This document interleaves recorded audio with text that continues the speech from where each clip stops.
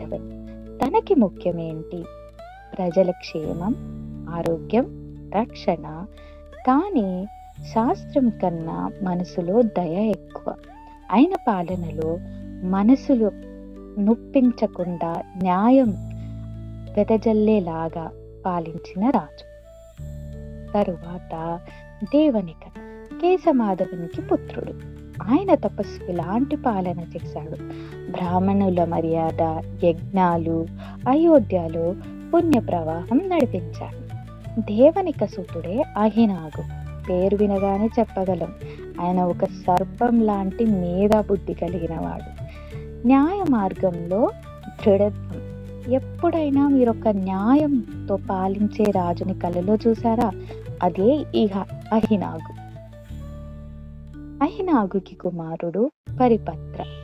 తనకి ఒక్కటే లక్ష్యం, ప్రజలు ఎలా అనుకుంటున్నారో తెలుసుకొని అలా పాలించడం. తనని కాదు, జనాలతో పాటు జనాన్ని ఆలోచిస్తూ పాలించడమే ఈ రాజు యొక్క ముఖ్య విశేషం.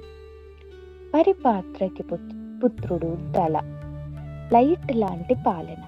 దయతో, తెలివితో, ధైర్యంతో ప్రజలందరికీ వెలుగై నిలిచే రాజు దళ. దళకి సుతుడు చలపత.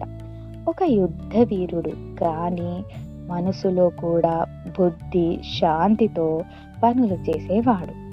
మిమ్మల్ని అడిగితే మీరు వీర్యం కావాలా లేదా మర్యాద కావాలా అంటే మీరేం చెప్తారు?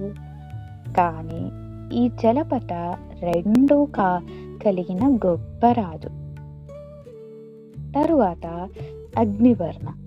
తేజస్సున్న రాజు, కానీ భోగ సుఖంలో నిమగ్నమై రాజభారాన్ని సాగించలేకుండా యువవస్థలోనే చనిపోయాడు. భాగవతంలోని భోగవాసంతో ధర్మం నశించిపోయిన రాజువు అని. అగ్నివర్ణకి పుత్రుడు శీఘ్ర. వేగంతో పనులు చేయడం ముఖ్యం. ఆయన పేరులో ఉన్నట్టే వేగం ఈయన పనిలో కనిపిస్తుంది. కానీ ధైర్యం, వివేకం లేని వేగం నష్టం. రఘువంశంలో బలం తగ్గడం ఇక్కడ నుంచే మొదలయ్యింది. ఈ అందరి తరువాతే ఒక అద్భుతం. అదే శీఘ్ర సంతానంలో మారు అనే ఒక మహావీరుడు జన్మించాడు. చిరంజీవి అని పురాణాలు చెబుతున్నాయి. ఇప్పుడు కూడా హిమాలయాల్లో తపస్సు చేస్తున్నాడని తెలుస్తోంది. కలియుగంలో ధర్మం నశించిన తరువాత భాగవతం 9వ అధ్యాయం